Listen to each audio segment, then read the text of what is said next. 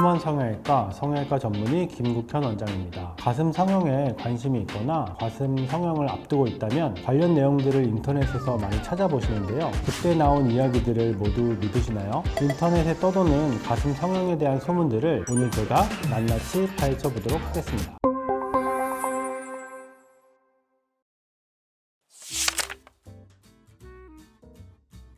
수술 직후에는 아무래도 좋은 쪽으로 염증 반응이 지속이 되기 때문에 오히려 환자분들은 겨울이든 여름이든 조금 따뜻하다, 오히려 조금 뜨겁게 느껴진다 이렇게 말씀해 주십니다. 그 후에는 실리콘 보형물의 온도차가 우리 몸의 온도랑은 조금 다르기 때문에 여름이나 겨울이나 조금 차갑게 아니면 조금 이질감이 느껴진다 이렇게 말씀들을 많이 해주시는데요. 실리콘 보형물이 코도 쓰이고 가슴도 쓰이고 또 여러 가지 성형수술에서 가장 많이 쓰이는 재료거든요. 실리콘 보형물에 조금 온도 차이가 느껴질 수는 있지만 자연스러운 현상으로 이해해 주셨으면 좋겠고요. 현재로서는 가장 안전한 그리고 안정적인 보형물이라고 생각해 주시면 되겠습니다.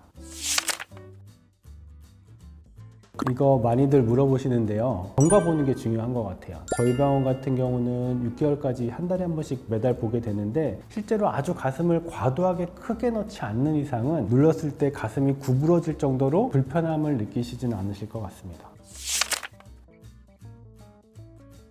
이것도 이제 많이 물어보시는데 거꾸로 생각해봐서 우리가 가슴이 크신 분들이 줄이는 수술도 하거든요. 가슴 축소술 이렇게 말씀드리는데 그분들은 저희가 가슴을 줄일 때 한쪽 가슴에서 900g에서 1kg 정도까지도 나오거든요. 이런 걸 생각해보면 우리가 보형물이 들어간다고 해서 1kg까지 넣을 수 있는 게 아니고 300g 내외 보형물을 넣는다고 한다면 그 정도의 무게로 어깨나 허리가 아프지는 않을 것 같습니다.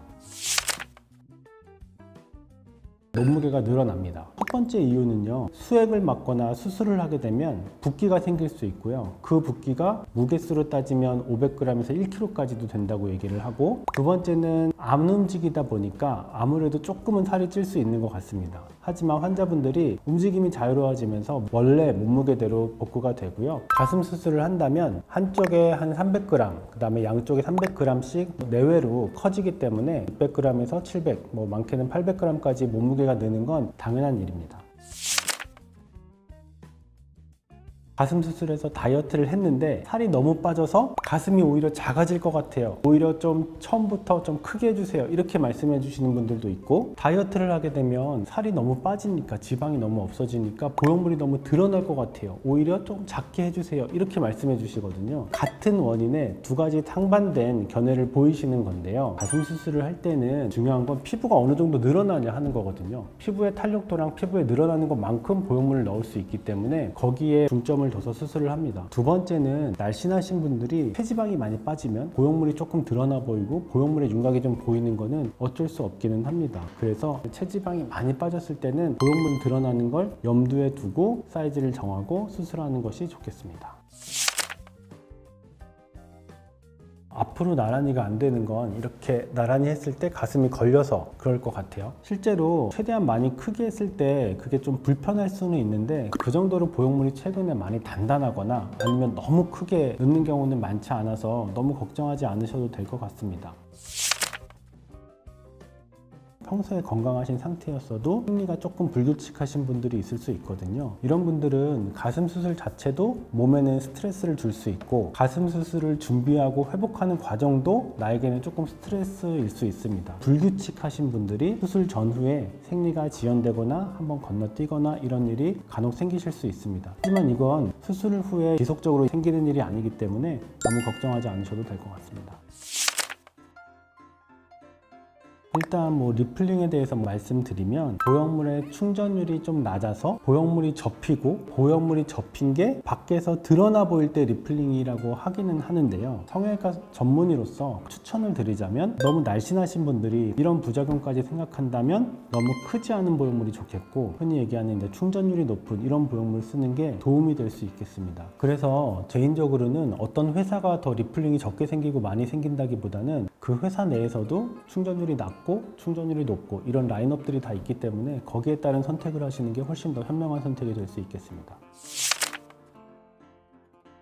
우리가 가슴 보형물을 넣을 때는 근육보다 보형물을 위에 넣는 경우도 있지만 근육을 들고 보형물을 아래 넣는 경우도 있거든요. 이중평면 방법 이렇게 얘기하는데요. 이렇게 수술을 하게 되면 대흉근이라고 하는 큰 가슴 근육은 가슴에 붙어 있는 근육이지만 시작점은 팔이거든요. 팔을 들 때마다 보형물을 넘어서 근육이 이동을 해야 되기 때문에 보형물이 크면 클수록 또 초기에 붓기가 좀 덜 빠졌을 때는 보형물이 있는 상태에서 근육이 움직이기 조금 힘들 수 있습니다. 하지만 아주 과도한 크기로 보형물을 넣은 게 아니라면 윗선으로 했을 때는 겨드랑이보다 팔 쓰는 게 조금 빨리 좋아지기는 하고요. 보통 1주, 2주 내로 거의 다 팔 쓰는 거는 크게 문제는 안 되는 것 같습니다.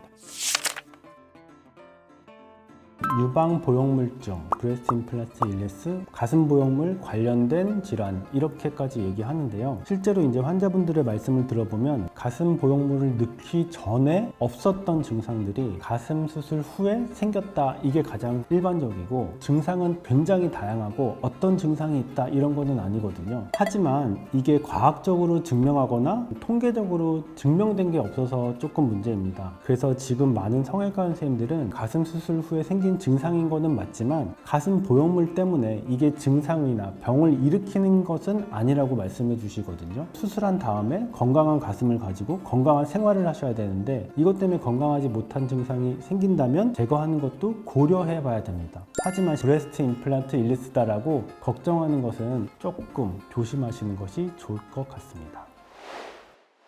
오늘은 인터넷에 떠도는 가슴 성형 소문들을 파헤쳐봤습니다. 인터넷에 떠도는 소문들을 무조건 믿지는 마시고 꼭 성형외과 전문의와 상담을 통해서 확인하는 과정을 거치길 바라겠습니다. 여러분 모두 아름다워지길 바라면서 오늘은 여기까지 하겠습니다. 저는 휴먼 성형외과 김국현이었습니다. 감사합니다.